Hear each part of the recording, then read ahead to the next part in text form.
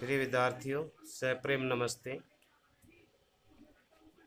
आज का हमारा अध्याय संधि। आपने पिछली कक्षाओं में संधि के बारे में पढ़ा होगा। आप सभी संधि से अच्छी तरह से परिचित होंगे। संधि अगर आप परिचित नहीं हैं तो मैं आपको आज संधि का अध्याय समझाना चाहता हूँ। आप ध्यान से सुनिए। संधि संधि शब्द संधि शब्द हमारे दो शब्दों से मिलकर बना है, जैसे सम जमा धी। यहाँ पर सम जमा धी से मिलकर ही संधि बनी है। संधि शब्द का अर्थ है मेल। वैसे संधि शब्द का अर्थ है मेल, यानी कि जुड़ना। संधि शब्द यह पराये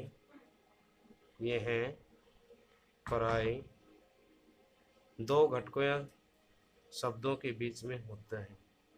यह पराये दो शब्दों या घटकों के बीच या घटकों के बीच होती है। दो ध्वनियों का उच्चारण मिलकर एक हो जाना संधि कहलाता है। वैसे तो दो ध्वनियों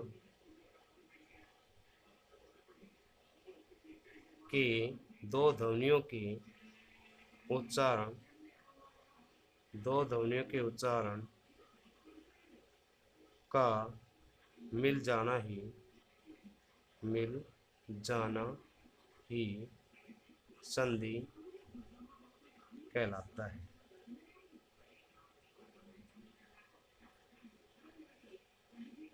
अब संधि की परिभाषा क्या है? दो ध्वनियों के पास पास होने पर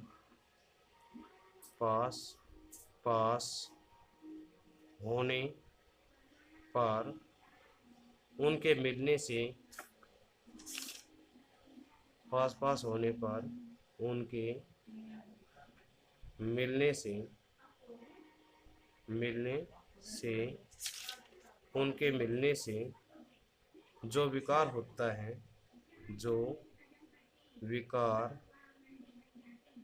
है उसे संधि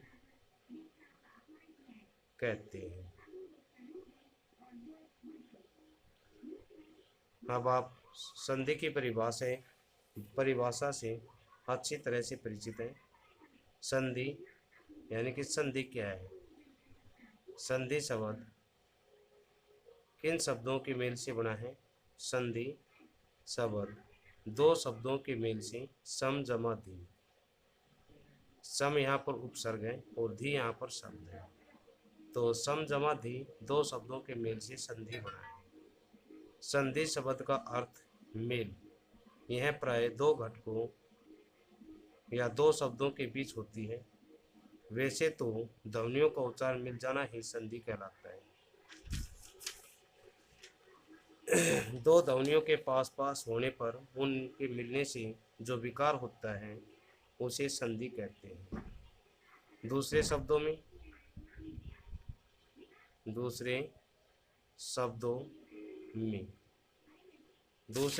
में निकटवर्ती वर्णों के मेल से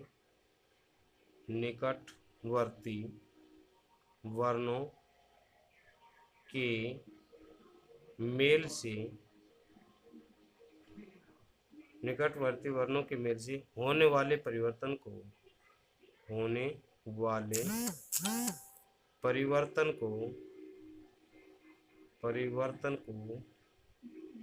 संधि कहते हैं। जैसे हिम जमा आले, हिम जमा आले। यहाँ पर हिम जमा आले दो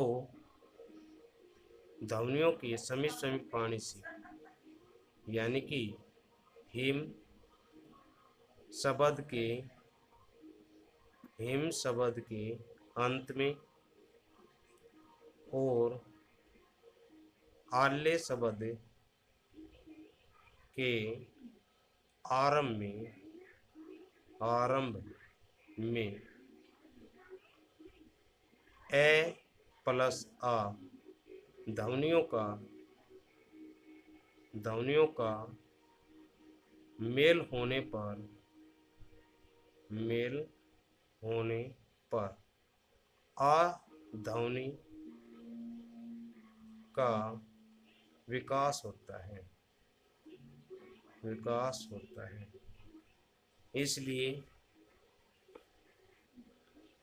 इसलिए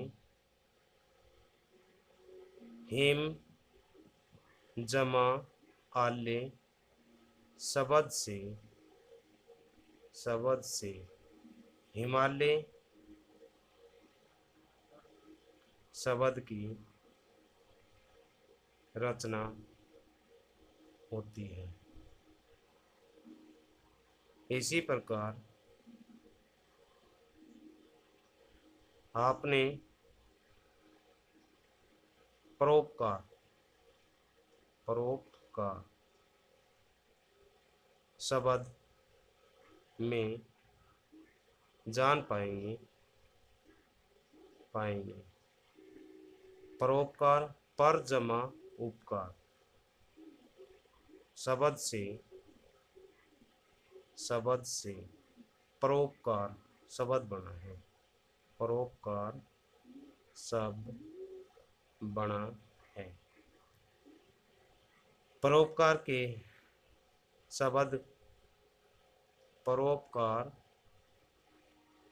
शब्द के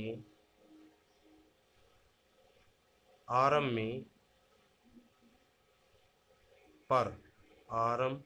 में पर शब्द के अंत में ए और उपकार शब्द के आरंभ में उ शब्द दोनों के मेल से ओ ध्वनि का उच्चारण हो जाता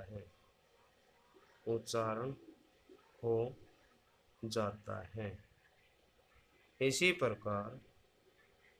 इसी प्रकार पर जमा उपकार से परोपकार शब्द की रचना होती है। परोपकार शब्द की रचना होती है। संधि दो ध्वनियों के बीच में होती है। संधि दो ध्वनियों के बीच में होती है, न कि शब्दों के बीच में,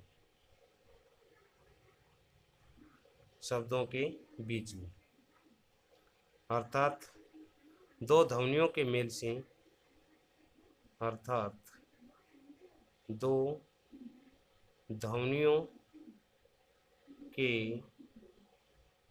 से, संधि का निर्माण होता है। आप सभी यह भी जानते हैं कि सभी यह भी जानते हैं कि दो शब्दों के मेल से दो शब्दों के मेल से समास का निर्माण होता है न कि संधि का। अर्थात दो ध्वनियों के समीप होने से, दो ध्वनियों के मेल से या दो ध्वनियों के समीप आने से उनमें जो परिवर्तन होता है उसे संधि कहते हैं।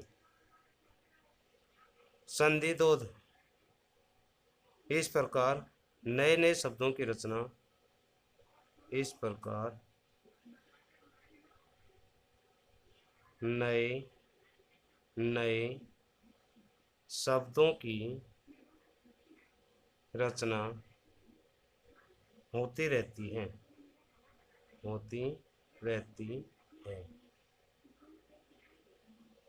और इस रचना से और इस शब्द रचना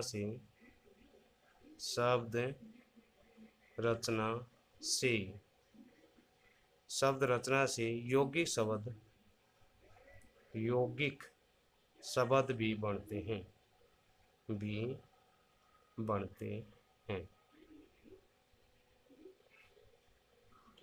यौगिक शब्द भी बनते हैं। शब्द रचना और शब्द रूप अर्थात पद रचना से एक स्वतंत्र भाषिक इकाई या पद बनते हैं। शब्द रचना या शब्द रूप से एक भाषिक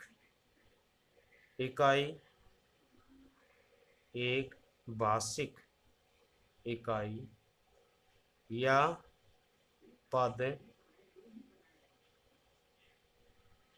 शब्द पद बनते हैं।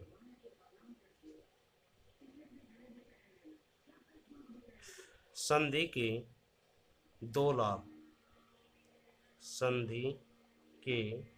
दो लाभ। शब्द रचना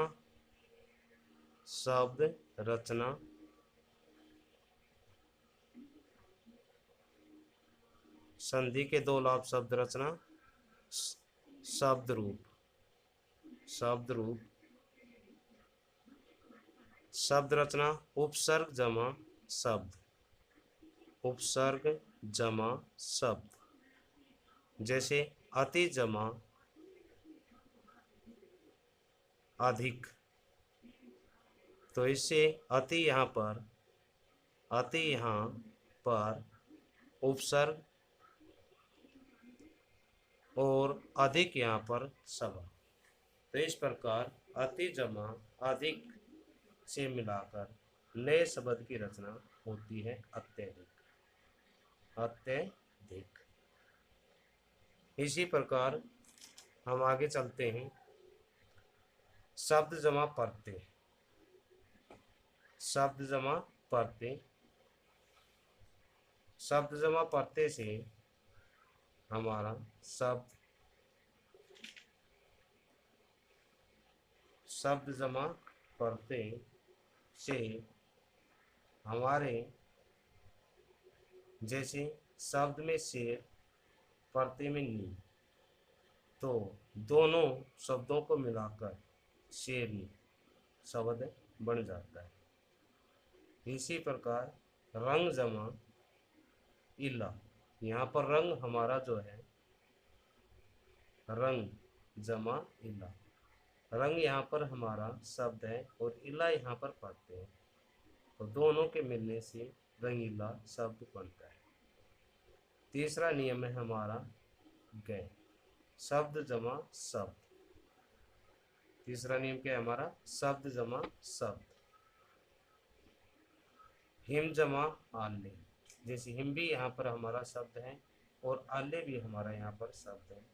तो इस प्रकार हिम जमा आले यानी कि दोनों शब्दों के मिलाने से हिमालय शब्द की रचना होती है। दूसरा हमारा सूर्य जमा अस्त, सूर्यास्त। सूर्य भी हमारा शब्द है और अस्त भी हमारा शब्द है। इस प्रकार सूर्य जमा अस्त दोनों के मिलाने से सूर्यास्त की रचना होती है।